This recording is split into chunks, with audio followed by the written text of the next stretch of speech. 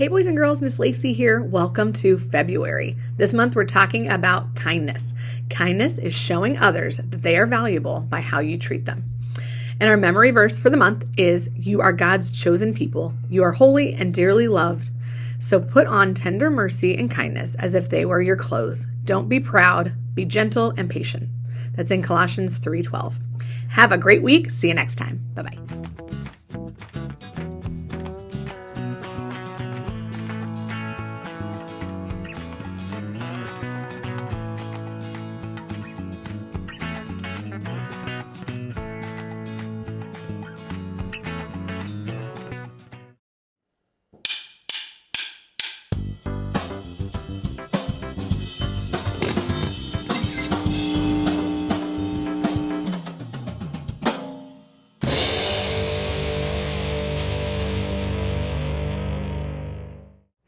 It's easy to focus on how others make you feel, but have you ever asked them, how do I make them feel? Start by paying attention to your own thoughts. He makes me so mad. She always makes me laugh. I can't believe she's making me wait again. He actually makes me feel like I can learn this math stuff. It's easy to forget that we have the power to affect how the people around us feel. When you invite a new kid to join you for lunch, you make them feel included. When you thank a teacher for helping you with a tough writing assignment, you make them feel appreciated. When you offer to play with your little sister, you make her feel valuable to you. And when you help your mom fold and put away the laundry, you make her feel loved. Treating others with kindness isn't always easy, especially if you're not in a great mood yourself. But when you follow Jesus, God's Spirit comes to be with you. The more time you spend with God, the more kindness begins to grow. As you take time to show others they are valuable, they can see God at work in you. That's why kindness is an amazing way to worship God with your life. Because worship is about more than just singing loud, it's all about living loud.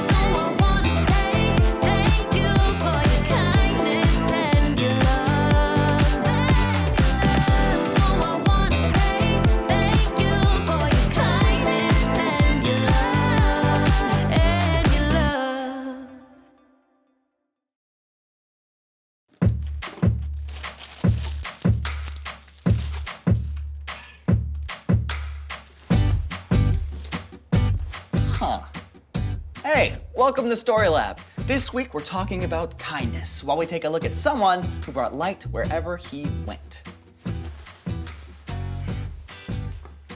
I thought my lantern was in here.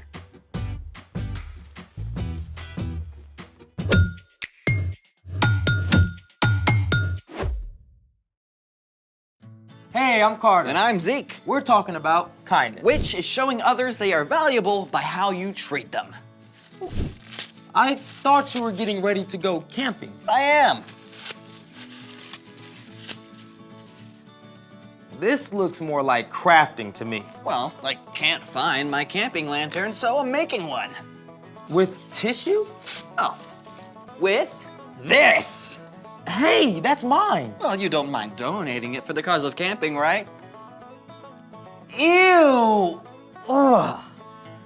Kids, do not do that at home. Well, there's like 4 swallows left. We could probably do a whole show on what happens when you drink out of a bottle. Studies have shown that the average reusable water bottle contains 40,000 times more bacteria than a toilet seat. Ew! Oh, gross! Sanitize your water bottles, folks. Well, I'm not gonna use this bottle to drink out of anyways. Fine, it's all yours. Excellent!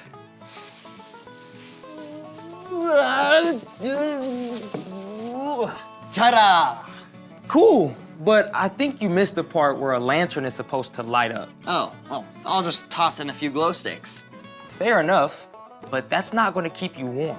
Yeah, and my dad is terrible at starting campfires. Maybe you can give him a few tips. From Flame Master Zeke. Let's make it! First of all, never ever try to start a campfire without an adult. And always keep a bucket of water and sand handy. Also, settle for real nature and not just a cheesy backdrop. When you're ready to start, step 1 is to look around your fire pit area for 3 different kinds of wood. First off, you got tinder. That's small twigs, dry leaves, or pine needles. Then, some kindling.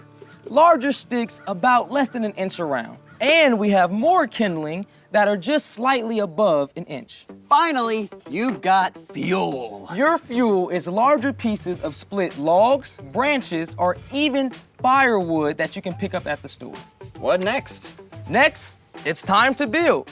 Take a couple handfuls of tinder and pile them in your fire pit.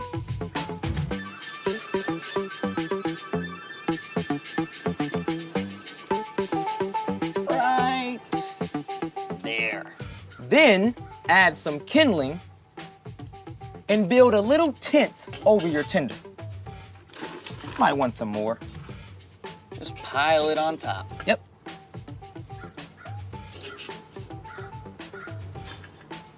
How is that? You got it. Now it's time for a grown-up to bring out a match or a lighter. The dry twigs and leaves should light pretty easily.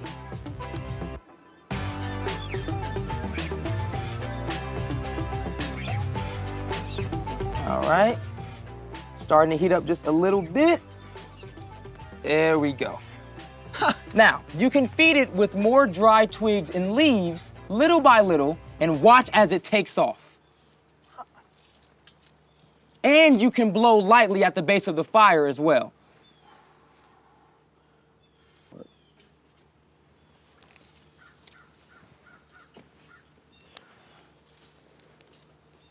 All right. Ready for this? Whoa, Flame Master, add some kindling first. Oh. Here. When the fire is big enough, then you can start to add larger pieces of fuel. This is so relaxing. I could do this all day. I bet you could. But meanwhile, it's time for... The story before the story. Today, we're in the book of Matthew. Matthew is one of the 4 books called the Gospels. These books tell stories from the life of Jesus. Matthew was written down by one of Jesus' followers, a tax collector whose life was turned upside down by his friendship with Jesus.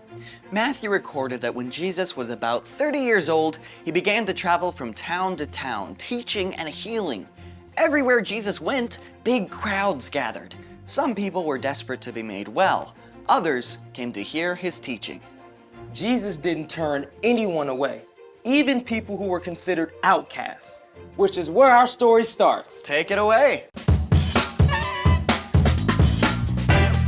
Hey everyone, I am Brian. And hey, I've got a question for you. Have you ever wondered what God looks like?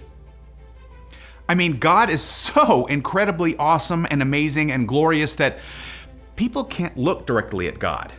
I mean, when Moses spent time with God on Mount Sinai, Moses' face shone so brightly afterward that he had to cover it. But God wants to be known. God wants to be in a close relationship with us, like a good friend. And that's the reason God sent Jesus.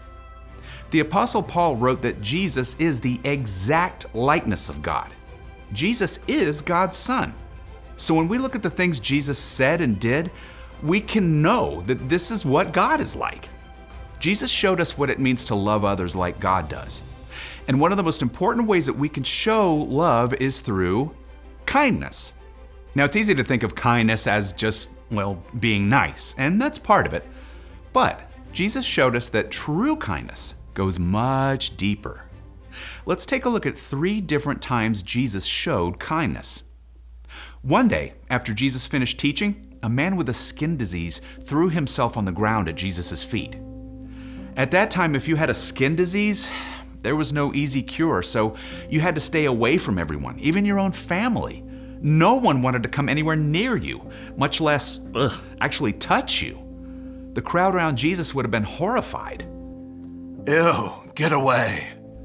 But the sick man was so desperate, he didn't care about the rules. Lord, if you're willing to make me well, you can do it.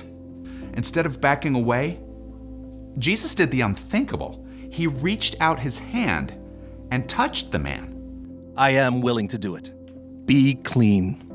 At once, the man was made well. His skin became completely clean and healthy. Through the kindness of Jesus, the man could now return to his family and friends. In fact, Jesus often spent time with those who were overlooked or considered unimportant, like children. Let's take a look at another time that Jesus showed kindness. Now, at this time, people didn't think kids had much value. So when some families brought their kids to see Jesus, his followers stepped in to stop it. You can't bother Jesus with a bunch of snotty-nosed kids. Yeah, Jesus is way too busy with important stuff. Jesus didn't see it that way at all. He stepped in to flip the situation upside down. Let the little children come to me. Don't keep them away. The kingdom of heaven belongs to people like them.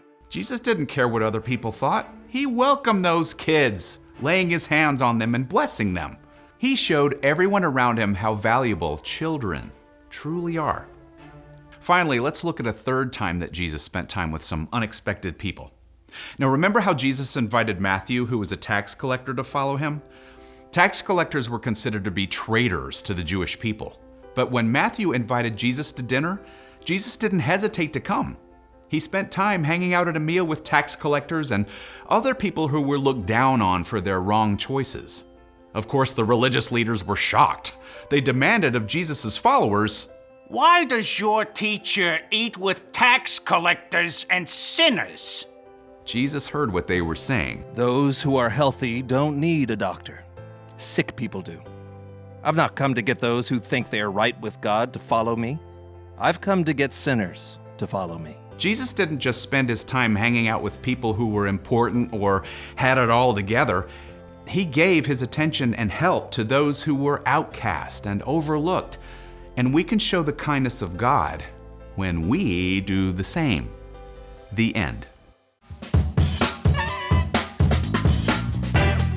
I love that since Jesus is God's Son, he gives us this perfect picture of what God is like. Yeah, he's not just a king, but a friend. You know, I bet when Jesus was growing up, he always looked for the kid who needed a friend. Jesus showed incredible kindness to us all by giving up his life so we can be restored to relationship with God. The ultimate act of kindness. So, What's our part in the story? Well, it's easy to be kind to somebody when you might get something out of it, like an invite to a popular kid's birthday party or maybe help with your homework.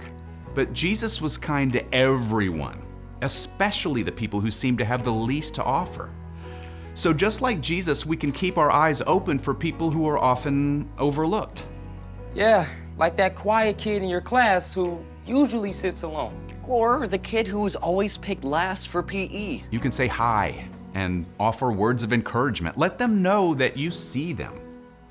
And when you're making a list of kids to invite to your birthday party, think about including someone who may not get many invitations. Or if the checkout lady at the grocery store looks sad or worried, give her a smile. Or if you live in a place where there are people without homes, ask your parents to keep warm socks and snacks in the car to give away. It's all good ideas. Everywhere you look, you'll find somebody who needs your kindness to remind them they're valuable. Someone who needs you to show God's love.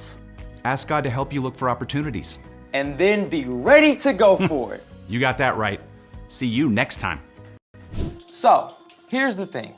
Jesus showed us how to be kind. By treating everyone with love and respect.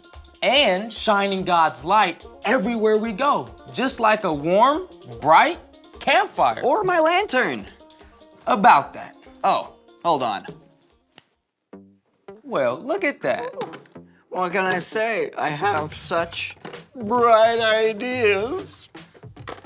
Thanks for joining us in the Story Lab. See you next time. So it's like your own makeshift lantern. I know, I can see everything. I don't know how to turn the lights back on. Snap. Oh, worked.